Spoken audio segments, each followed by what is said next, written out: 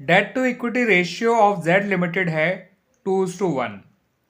आपको रीजंस के साथ बताना है कि ये जो फॉलोइंग ट्रांजैक्शंस लिखी हुई हैं इनकी वजह से आपका debt to equity ratio improve होगा या डिक्लाइन होगा या इस पर कोई भी फर्क नहीं पड़ेगा। ठीक है बच्चों। तो आपका जो पहला पॉइंट है, conversion of ₹3 lakh 9% debentures into equity shares. तो बच्चों जिस साल डिबेंचर्स का कन्वर्जन इक्विटी शेयर्स में किया जाता है उस साल डिबेंचर से करंट लायबिलिटी होते हैं। ठीक है बच्चों। और जो इक्विटी शेयर है वो आपका शेयर होल्डर फंड का पार्ट है। तो आपकी एक करंट लायबिलिटी कम हो गई और शेयर होल्डर फंड बढ़ गया। और जब सिर्फ शेयर होल्डर फंड बढ़ेगा तो आपका जो डेट टू इक्विटी रेशियो है वो डिक्रीज हो जाएगा। ठीक है बच्चों।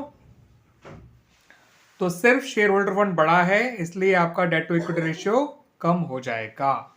किसी भी फ्रैक्शन में अगर सिर्फ डिनोमिनेटर बढ़ता है तो रेशियो डिक्रीज हो जाता है। ठीक है बच्चों। अगला पॉइंट है कैश रिसीव्ड फ्रॉम डेटर्स।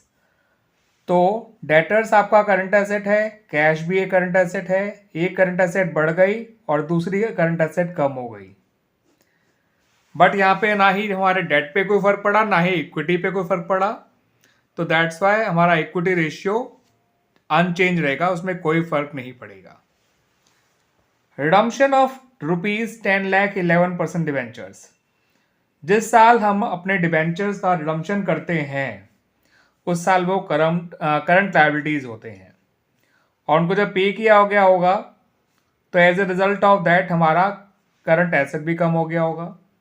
तो करंट लायबिलिटी और करंट एसेट दोनों ही कम हो गए इस ट्रांजैक्शन से। बट हमारे डेट टू इक्विटी रेशियो पे कोई फर्क नहीं पड़ा, तो हमारा debt to equity ratio unchanged रहेगा। ठीक है बच्चों।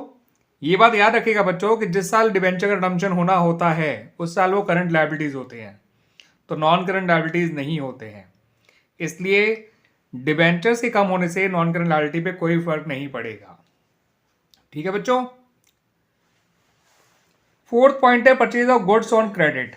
गुड्स यानी स्टॉक, और स्टॉक हमारा करंट एसेट होता है और जिनसे हम गुड्स उधार खरीदते हैं वो हमारी करंट लायबिलिटी है। ऐसा करने से दोनों बढ़ जाएंगे बट हमारे ना डेट पे कोई फर्क पड़ा ना ही इक्विटी पे कोई फर्क पड़ा, तो हमारा रेशियो यहां भी चेंज नहीं होगा। ठीक है बच्चों। तो ट्रांजैक्शन नंबर 2, 3, 4 इन तीनों में ही हमारा debt to equity ratio change नहीं होगा। और ट्रांजैक्शन नंबर 1 से हमारा डेट टू इक्विटी रेशियो कम हो रहा है बिकॉज वहां पर शेयर होल्डर फंड बढ़ रहा है, बिकॉज इक्विटी बढ़ रही है। That's Y. ठीक है बच्चों। इक्विटी यानी शेयर्स बढ़ रहे हैं, शेयर्स बढ़ने से डिनोमिनेटर बढ़ने से रेशियो डिक्रीज होता है। दैट्स वाई हमारा debt to equity ratio decrease हो रहा है। ठीक है बच्चों।